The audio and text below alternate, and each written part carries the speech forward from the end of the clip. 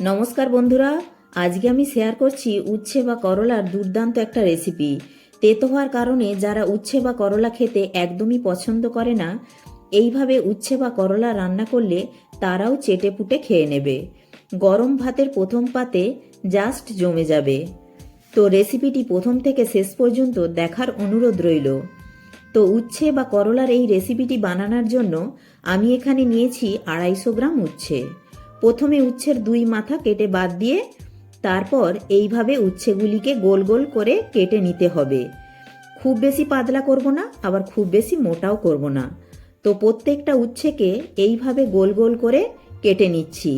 আমি ছুরি দিয়ে কেটে নিচ্ছি, আপনারা চাইলে বঁটি দিয়েও কেটে নিতে পারেন। এবার উচ্ছের মধ্যে যে শক্ত দানা বা বীজগুলি আছে তা বাদ দিয়ে দিতে হবে, কারণ উচ্ছের এই বীজগুলি খাওয়া কিন্তু আমাদের শরীরের পক্ষে একদমই ভালো নয়। তার জন্য সমস্ত উচ্ছের বীজগুলি এইভাবে বেছে বাদ দিয়ে দিচ্ছি। তো উচ্ছের বীজগুলি বাদ দিয়ে দেওয়ার পর ভালো করে ধুয়ে নিয়েছি। এবার উচ্ছের মধ্যে দিয়ে দিচ্ছি অল্প একটু লবণ ও পরিমাণ মতো হলুদ গুঁড়ো দিয়ে ম্যারিনেট করে রাখবো 10 মিনিটের জন্য ঢাকা দিয়ে। ততক্ষণ একটা মশলা বানিয়ে নেব।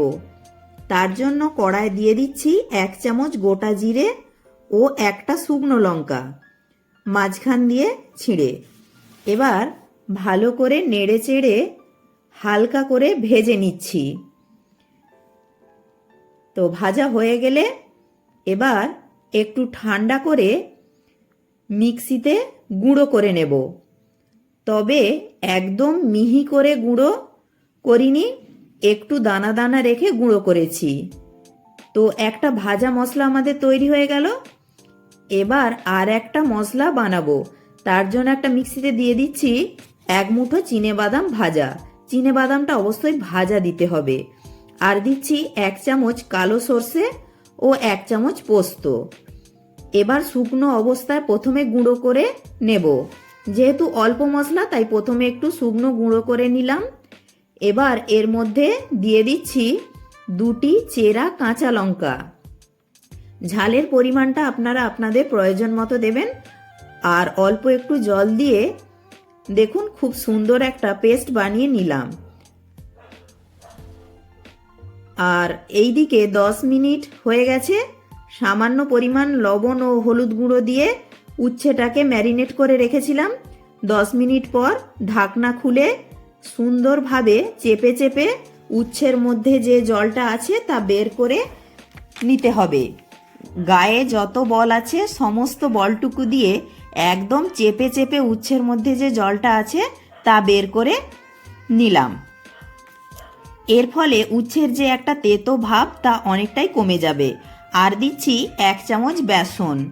একটু বেসন দিয়ে দিলে উচ্ছের মধ্যে যে তেতো থাকে তা অনেকটাই কমে যাবে, আর এই রান্নার স্বাদ অনেকটাই বেড়ে যাবে। তো বেসনটাকে দিয়ে খুব ভালো করে উচ্ছের সঙ্গে মাখিয়ে নিলাম।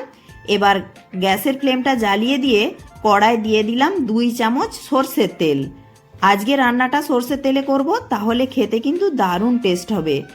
তেলটা গরম হয়ে গেলে কড়ার চারিদিকে বুলিয়ে নিয়ে ম্যারিনেট করা উচ্ছেগুলি দিয়ে এপাশ ওপাশ নেড়ে চেড়ে ভালো করে লাল লাল করে ভেজে নেব।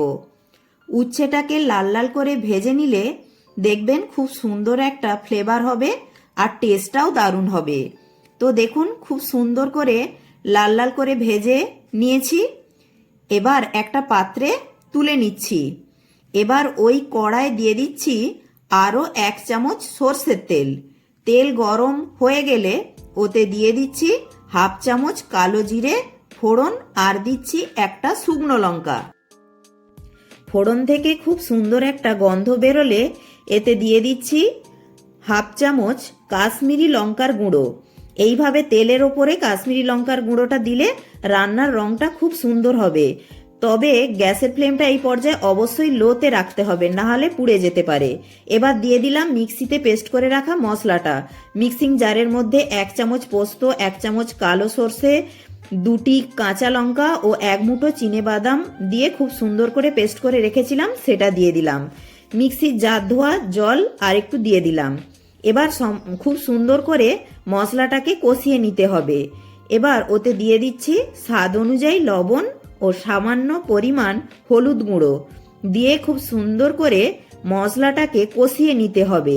তো মশলাটা কষাতে কষাতে একটা রিকোয়েস্ট করব, আজকের রেসিপিটি ভালো লাগলে অবশ্যই একটি লাইক করবেন, আর চ্যানেলে নতুন বন্ধু হয়ে থাকলে চ্যানেলটি সাবস্ক্রাইব করার অনুরোধ রইল।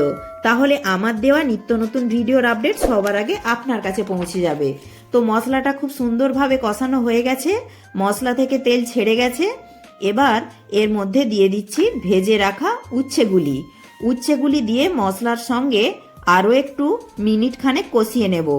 মশলা কষাতে কষাতে খুব সুন্দর একটা গন্ধ বেরোচ্ছে, মানে সর্ষে পোস্ত চিনেবাদাম ভাজার দারুণ সুন্দর একটা ঘ্রাণ বেরোচ্ছে।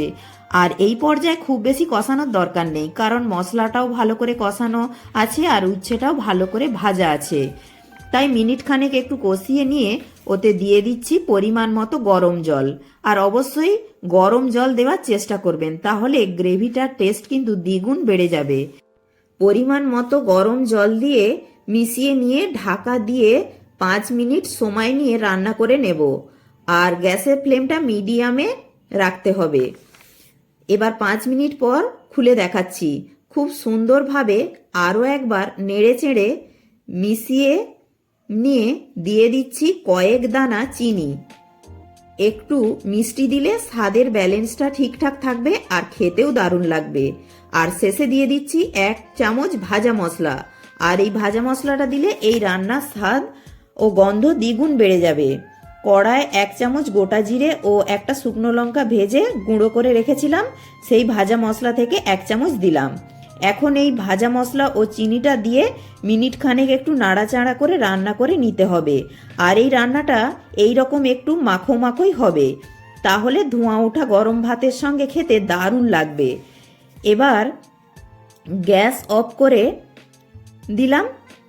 এবার পরিবেশন করে দিচ্ছি।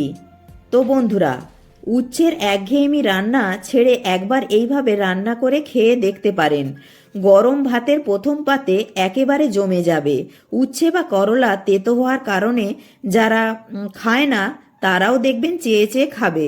দারুণ টেস্টি হয় খেতে। আজকের রেসিপি কেমন লাগলো অবশ্যই কমেন্টে জানাবেন। আর একটা লাইক করে বন্ধু বান্ধবদের সাথে প্রচুর প্রচুর শেয়ার করার অনুরোধ রইল।